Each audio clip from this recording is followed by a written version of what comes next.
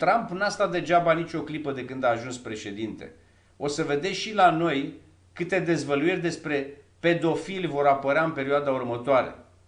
Păi iată, Franța, au apărut listele cu pedofili. 1500 de preoți pedofili catolici în Franța. 1500 de preoți pedofili în Franța. Vă dați seama? Ce credeți că România nu are? Nu degeaba acel înalt prelat din Biserica Catolică de la Vatican i-a spus lui Trump: Trump, există deep church, adică mafia din biserică. Și iată, încep anchetele. O să vedeți și în România în curând. De asemenea, uite, vreau să-l salut pe senatorul Cristian Lungu, care a reușit să desfințeze identitatea asta de genul fluid, în care Iohannis și cu Barna, așa, ce vreau să facă? Să permită copiilor, tinerilor să spună: dom'le, eu mă simt mai fetiță așa și mă duc să fac duș cu fetele. Sau eu mă simt mai băiat, fata, și mă duc să fac duș cu băieții. Deci, sau spuneau: dom'le, eu azi mă simt așa, mâine mă simt așa, genul fluid.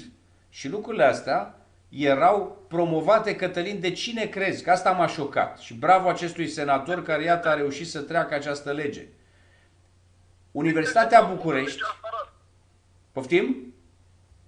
PSD-ul a votat legea asta în 2016. Nu, atenție, acum e vorba de faptul că se făcea un lobby foarte puternic de către Universitatea București, de către SNSPA și de către comunitățile gay. Un lobby total incorect. Și dacă nu lupta acest senator Cristian Lungu, ne trezeam cu niște grozăvidă, nu ne vedeam. Mergem mai departe. Încep să se bată între ei. Știi că această politică, ideologia de gen, a devenit politică de stat și lege și PSD-ul le-a dat. Deci acest PSD care spune că el este, ca să înțelegi ce înseamnă politic, Radu. Deci ele au fost votate, acum ele s-au schimbat și acum că s-au schimbat și acest senator a schimbat acest lucru, au ieșit cu seriștii, ăla cu spume Radu la gură.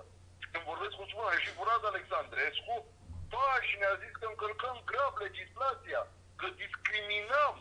Cum adică să fie interzisă în școli orice referire la conceptul de gen?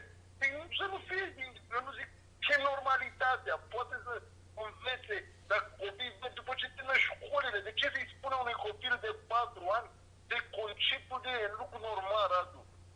Copilul nici nu are discernământ. Pe copilul vede el ce știe la 4 ani, vede un băiat și o fată. Păi cum să încep să-i zic copilului transgen și toate nebunile, că nici nu știe. Pe cine e ăla? Care? Te întreabă copilul, că el nu are discernământ, nu știe. El vede doar fată și băiat, atâta știe la vârsta asta.